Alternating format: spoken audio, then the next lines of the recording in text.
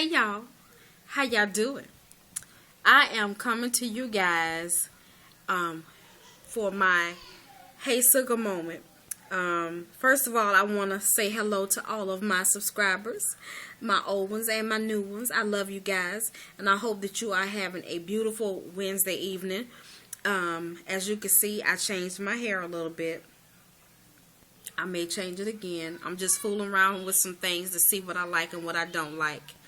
But I want to come to you guys with a question that was asked to me by one of my friends. And y'all, this is my third time recording this video because my camera on my computer keeps going out.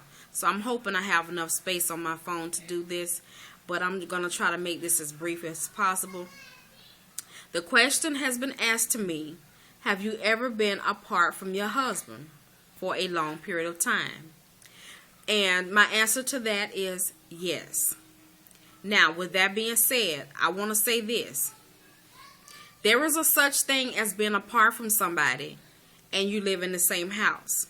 Okay? You don't have to be separated physically. You can be separated emotionally and mentally. You're just not there. So that's what I want to talk about, that part of being separated. We lived in the same house, but we just were not there. He got to the point where he had developed his own lifestyle that did not include me, meaning his own outside activities, hanging out, hanging with certain kind of people, I'm home all day, and you'll come home from work and you get your clothes changed and you back out the door. And I'm like, well, after a while it got to be bothersome for me, because I'm like, when am I going to see you? You're my friend, you're my husband, and we have a family. We're going to have to raise our children together. I don't want to do this by myself. And I'm starting to feel lonely, okay? And when I say lonely, meaning I'm missing you. I'm missing our conversations. I'm missing our dates. I'm missing us being together. Because you're spending all your time with somebody else, meaning your friends, when you're not at work. So there's a such thing as being separated from somebody. And I felt that. And that was the first time that I had felt that since we had been married. Now, I've been through some heartaching things, but I've never felt that distant, if you can understand what I mean. It's kind of hard to explain because it just felt like he wasn't there. I could look at him and not recognize him. That feeling of closeness was not there. That feeling of I love you was not there. I felt like a roommate to him, and that's not what I wanted, and that's not what I needed. And it got to the point where we couldn't even conversate with each other without snapping at each other and going off the deep end. And it went on for several months, to the point where I got depressed about it. I was already suffering from depression after I had Corey. I had postpartum depression. And then I guess things kind of changed when I stopped working.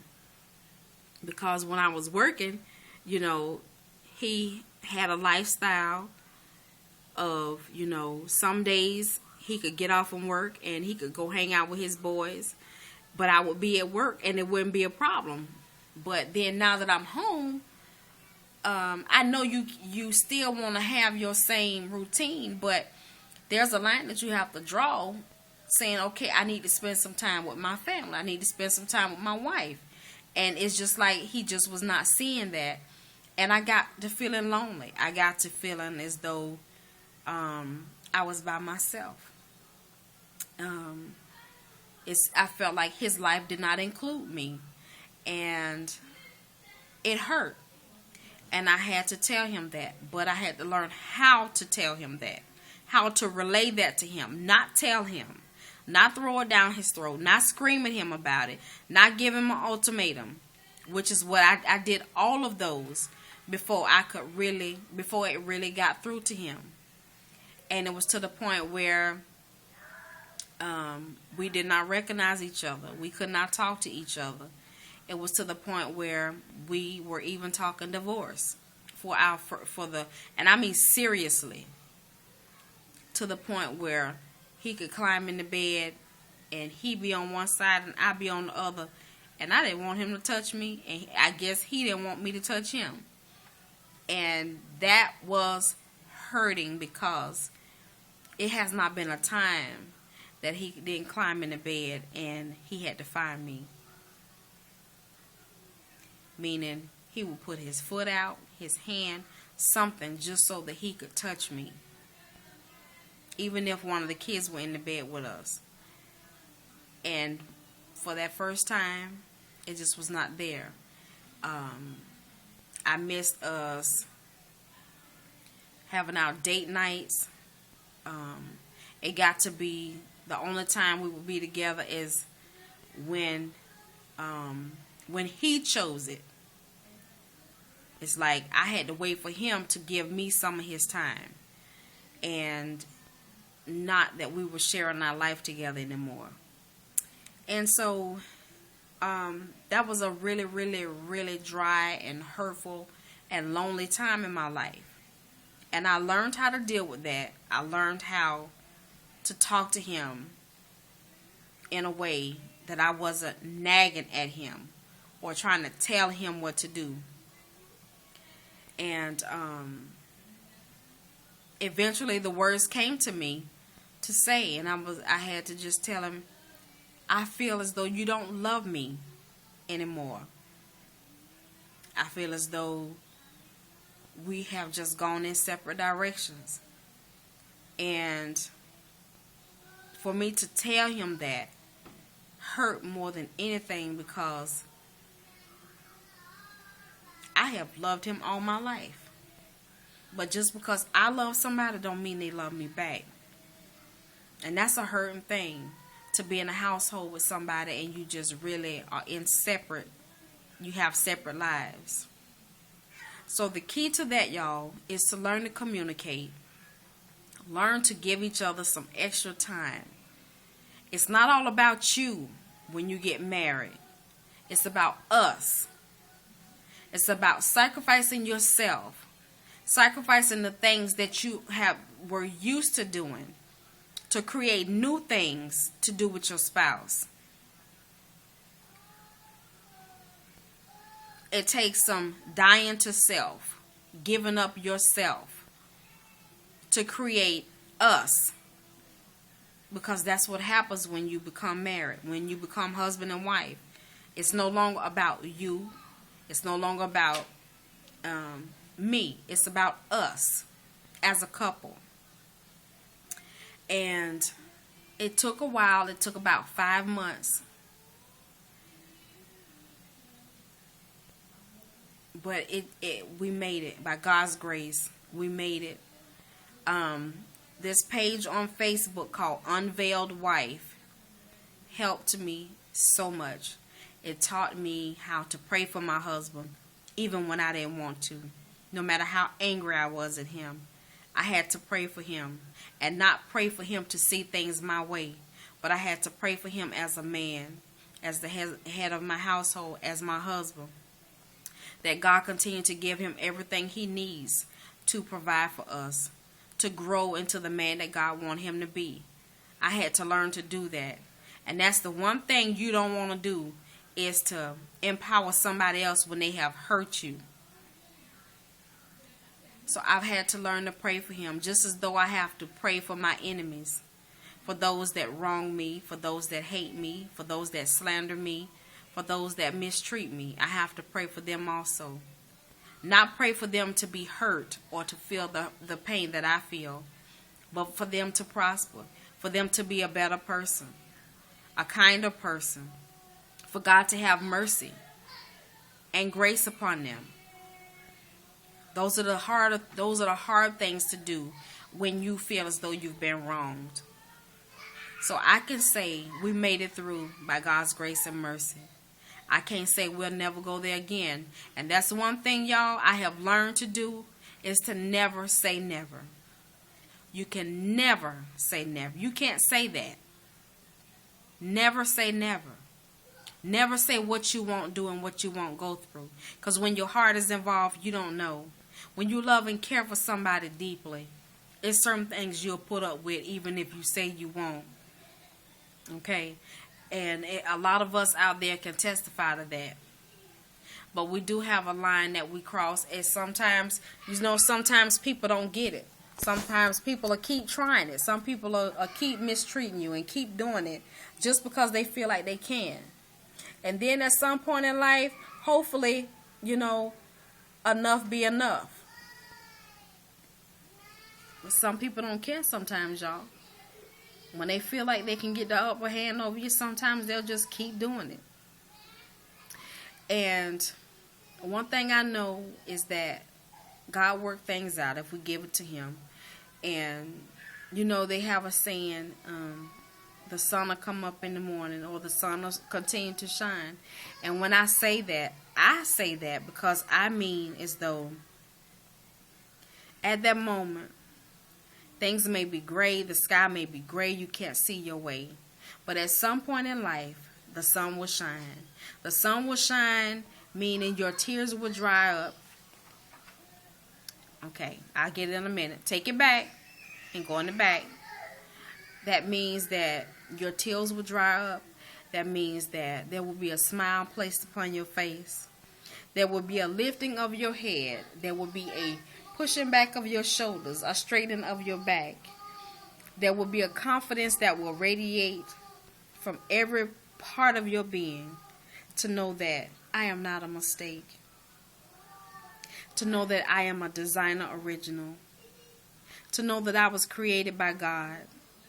And I know that if He created me, that He knows everything about me. And that He has already seen this day. So He knows how I'm feeling. He knows what I'm going through. And if He knows all of that, I know that He'll give me the answer to all of my problems. So my sun will shine. So I can smile and I can hold my head high. And I can stand tall and I can stand strong. And I can be confident that God's word says, no weapons formed against me shall prosper. That He shall supply all of my needs according to His riches and His glory. That He is my source. Even though my husband may be the head of my household, there's nothing that we can do unless our source is granted to us. And our source is God. And He gives us everything that we need. He is our source. He makes a way out of no way. He dries tears. He heals bodies. He answers prayers. He closes doors that need to be closed. He opens doors that need to be opened. So ladies, if you don't get anything else from me, know this. You are not a mistake. And you're right where you are for a reason. I am right where I am because this is what God desired for me to be.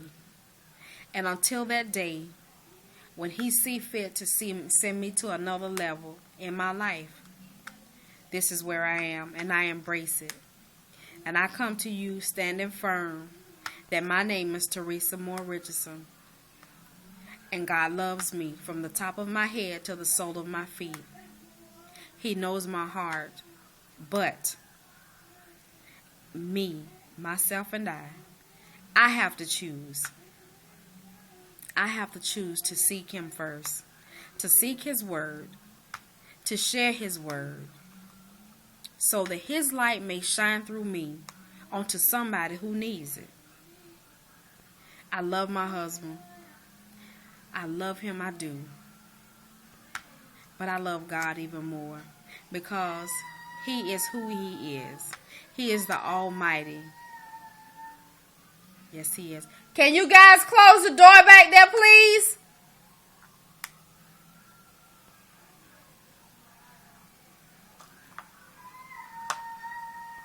Y'all hear Corey crying? Hold on 1 second.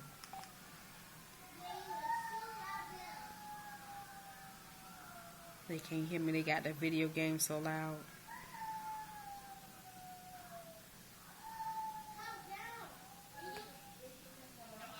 Close the door.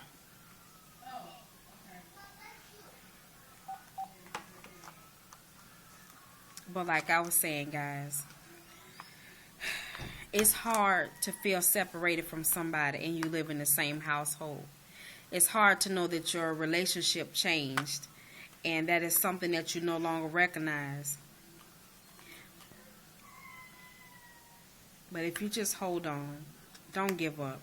Don't let nobody speak negativity into your life. Don't let nobody tell you to leave your husband. Okay? Now, when you get to that point where you can't take it no more, then you make the decision. But you never let somebody else make that decision for you. Because it's your life. You have a connection with that person. You love that person. And I think y'all can work anything out. But it takes two. But if you got a partner that is not willing to work it out, then you have to do what you have to do. Whatever it may be. Because I know God works in his own time. Just because we hurting and feel confused don't mean that he's going to work it out instantly. He has a plan. He do things in a way that you will always remember. And you will know that at this particular time, this is from God. This is from him. He worked it out. There's nothing we can do, Lord, that can change the dynamic of our life. We have to seek you first. We have to follow you no matter what. Even for those that don't even talk about God. You are still right where you are. He knows what's going on in your life. And anything that you do, he give you life. You have to remember, even the one person, even the person that don't believe in God, you living because he let you live. There's nothing you can do in your life that can help you to move from one moment to the next. It's all God's grace. It's all his mercy. It's all him, no matter what. Even in our darkest moments, if we still live to see 5 minutes from now, it's because God gave it to us. It's nothing that we can do. One thing that I know changes relationships is financial problems. Financial problems change relationships. Men get into a place, when they can't provide for their families, they don't know how to express themselves. They don't know how to deal with that because they feel inadequate. They're not like women. Women can get hold to certain things and get certain type of, resources together to provide or to do something extra to bring in a few dollars. Men can too, but it does something to a man's spirit to know that because he feel like he has let his family down. So when we get to the point and finances become a play in a relationship and sometimes he don't know how to express to you what's going on, we have to remember that he's a human being and we have to approach it in a way that we don't beat up on him and destroy him. But we are his helpers. We're there to uplift him. So during the day, I send my husband a text message or I call him and say, I miss you. No matter what's going on today, just know that God has the answer. He'll work it out. And I love you and I support you. And I thank you for being my friend. I thank you for loving me. I thank you for being you.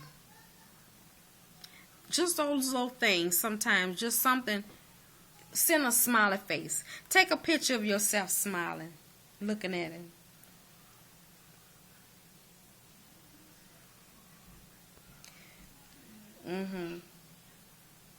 Wink your eye at him. Anything.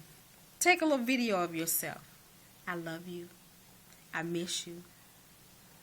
You make me happy. I'm proud of you.